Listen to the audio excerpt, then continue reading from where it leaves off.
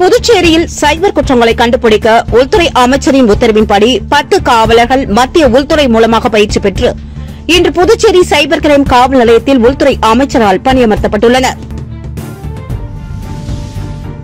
புதுச்சேரியில் சைபர் குற்றங்களை கண்டுபிடிக்க உலகத்தரமான பயிற்சியாளர்களை தயார் செய்து புதுச்சேரி சைபர் காவல் நிலையத்தில் பணியமர்த்தப்படுவார்கள் என்று நமது ஸ்கைசட் மாலைபூமி செய்திகளில் தகவல் வெளியிடப்பட்டது. இதனை அடுத்து மத்திய உள்துறை அமைச்சகமும் சென்னை ஐடி நிறுவனமும் இணைந்து பயிற்சி அளித்த சைபர் கிரைம் குற்றங்களை தடுப்பதில் உலக அளவில் தரம் வாய்ந்த 10 காவலர்கள் புதுச்சேரி சைபர் கிரைம் காவல் நிலையத்தில் சைபர் கிரைம் கமாண்டர்களாக பணிபுரிவதற்கான ஆணையினை உள்துறை அமைச்சர் நமச்சிவாயம் அவர்கள் டிஜிபி ஷாலினி சிங் ஐபிஎஸ் மற்றும் ஐஜி அர்ஜுன் குமார் சுக்லா டிஐஜி மற்றும் முதுநிலை காவல் கண்காணிப்பாளர்கள் முன்னிலையில் வழங்கினார்.